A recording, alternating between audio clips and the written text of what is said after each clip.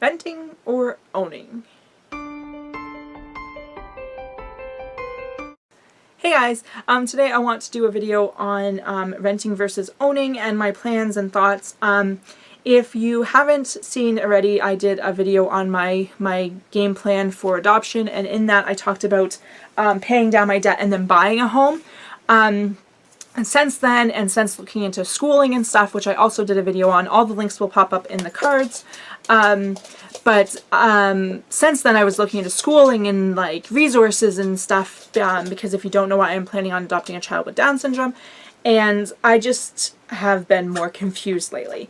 The reason for that is the house that I would be able to afford is in a different city than the majority of our resources. So the like therapy, like occupational therapy, speech therapy, her pediatrician, all that will be in a different city, which is about 30 to 40 minutes away from where I would be living. It's just, that is like the area I can afford. It's not the best area and is not one that I really like. It's just what, like I said, what I can afford. Not right now, I can't afford it, but hopefully when my debts pay down, I can. The other issue I have with that area is I don't really care for the schools. It's a smaller area, so the schools are smaller, so I feel like the schools aren't going to have as much resources available to them to help my child as much as a larger school might. They might be able to cater better to my child. So for me, that being my option for owning, I'm not sold on owning a house, because that's basically where I'm restricted to. Yes, I could drive my child to a different school, but again, I'm driving, like, I will probably be working in another city, which is 30 to 40 minutes away. So I would be driving them to school in that area and then going to work, and then like, it's just challenging. And then if they have therapy, I'm then driving them there, and I just don't really know that I want to be living that far away from everything. The one benefit is there is a hospital nearby. It's not like a main hospital, but there is a hospital right by. So my other option is renting. Renting and owning will cost me roughly the same, depending on what I end up. This is with current market prices. Current market prices are horrible, but when you take into the cost of owning, you have your mortgage, you have your gas, water, hydro, sewer, insurance, and then your property taxes. So my mortgage might be low, but all these extra costs just keep adding up. And then you take on top of that any renovations I might need to do, or I need some point repair the roof or windows or whatever. All those repairs fall on me. So the cost of ownership is not just the mortgage. You also have closing costs and lawyers and whatnot as well. And the cost of redoing your mortgage every 5 years, if that's your term is 5 years. And it's just, the cost just goes on and on and on. My other option being renting, I just have my rent and maybe hydro and internet. Most places you don't pay for gas or water or anything like that. That's included in your rent, unless you're renting a house. With apartment, if I rent a 2-bedroom, I'm looking at roughly the same as a 2-bedroom house. I did mention in a previous video about the game plan video about renting out a room in a house. The thing is, with renting out the room, I'm not guaranteed that income. So if I'm paying more in my mortgage for a 3-bedroom and I can't get that room rented out, I'm paying more for nothing. And on top of that, I don't know how my child is going to be with other people and how other people are going to be with my child. So I don't want to like count on renting out that room and whatnot. So anyway, so I'm not counting on that. I'm going just by renting and owning, comparing no renting out a room. So with renting, if I'm renting a 2-bedroom, my cost will be roughly the same as owning, minus the maintenance stuff. Like, I'm speaking mortgage and utilities will equal up to about the same as renting, my rent plus utilities. But I won't have those maintenance costs. If I choose to, for my home study, I need to have a 2-bedroom. Guaranteed need to have a 2-bedroom. After she comes home, though, I can move to a 1-bedroom. both being female, it's a lot easier. I think I talked at some video about I would like to move into the living room and then the child will have the bedroom. I have no issue with small spaces, like having a small house or a small apartment I'm okay with. So if she needed her own space, putting her in the bedroom, with her being, she'll probably be around 2 or 3 when adopted.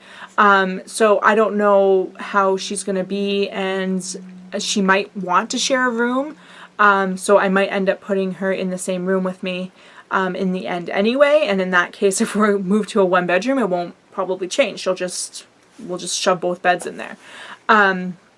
If I do that, my costs are, I could save probably about $300 or $400 a month compared to owning my own home. And with the added maintenance costs of owning your own home, I think that that extra $400 or $500 a month could really, I can just put that away somewhere and use that as my saving for the future, because the mortgage will only be around $500-600 a month. So the investment in the house is only going to be about $500-600 a month. If I'm saving that money from renting and dumping that into, say, an RRSP or or ESP for her, stuff like that, then I end up saving the exact same amount of money every month into an account. My thing also with renting is location. I can choose a lot of different locations compared to buying. Like I said, I would be stuck with buying in this one neighborhood that I'm not even that fond of, whereas with renting there's a lot of different neighborhoods I can afford.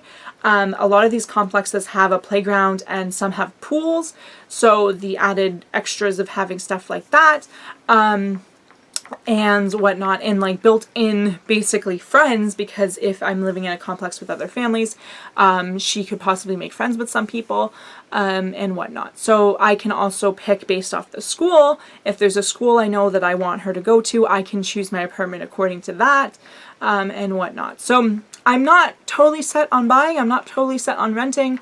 I think for the time being, because the agency doesn't require me to own my own home in order to adopt her, and I think my game plan needs to be get her as soon as possible, because I do not want to be old when I finally get to adopt her. So my game plan, and they also don't care about how much debt I have, whereas if I'm buying a house, I have to get my debt paid down before I can do that. And then I have to save up for the down payment for that house. Then I finally get the house and I have to get it ready for my home study, and then I can finally start the process. Whereas right now I could pay down, say, half my debt, which will take me about 2 years. Then I can move out into a 2-bedroom apartment, start the process, and get her, and then finish paying down my debt and finish, and then think about the future. And then at that point, I'm thinking I can evaluate her needs more. See, maybe she won't need speech therapy. Maybe she won't need occupational therapy. Maybe she'll be just fine in the other neighborhood. Or maybe I'll be making more money at that time and can afford to buy something that's more expensive in a nicer neighborhood or something like that. Maybe the market will change and it will be better priced, more a buyer's market instead of a seller's market that it is right now. So there's a lot of things that can change within that time. And excuse you, Taylor just burped. I just think that for the time being, my goal needs to be get my debt paid down, move into an apartment. Once I have her, I can better evaluate what we need and what she needs. And then I can save down for a down payment for a house if I decide I want to buy. Or like I said, I can even just dump that extra money that I'm saving from renting into an account. And that's basically like my mortgage every month. And then if something were to happen to me, or in the future if she needed money for something, I would have that money set aside. That would be the same value as if I had owned a house and then sold that house. So yeah, that's kind of my thinking right now. I'm totally not set on either thing. I still have a ways to go before I need to be set on anything. Just wanted to kind of talk to you guys about that a bit. I don't know, I just really like renting. I like the no responsibility. I like the if my fridge breaks, the landlord's responsible for it. But I do also like the whole like redecorating and stuff, but I don't really see the value in owning my own home right now. Or for the near future. It was different when I was planning on homeschooling too, because it didn't matter what school district I was in. Whereas now it's like, I kind of want her to have the best life possible. And if that means renting to get into a better neighborhood and whatnot, I think that that's more valuable than owning in a neighborhood that I don't even care for. So yeah, that's kind of my thing right now. If you have any suggestions, if you rent and you have kids, let me know how that is. Especially if you have like a small apartment where you are sharing a room with your child, let me know how that goes. And you jump up. Here, I'll take this. Like I said, if needed, I will move my bedroom into the living room and just like have a partition up, and then she can have the bedroom. But we'll see when the time comes. We'll see how her personality is. We'll see how things are and whatnot. But for right now, my plan is to just pay down my debt far enough that I feel like I am financially able to support her better, so that way I can move out and do my home study and get the ball rolling. So anyway, that's it for today. Don't forget to subscribe so you can follow me along on this journey. If you have any questions or comments, feel free to post them down below, and suggestions and thoughts and whatnot. Please, please, please feel free to post them down below. Thanks for watching, and I shall see you guys later. Bye, guys.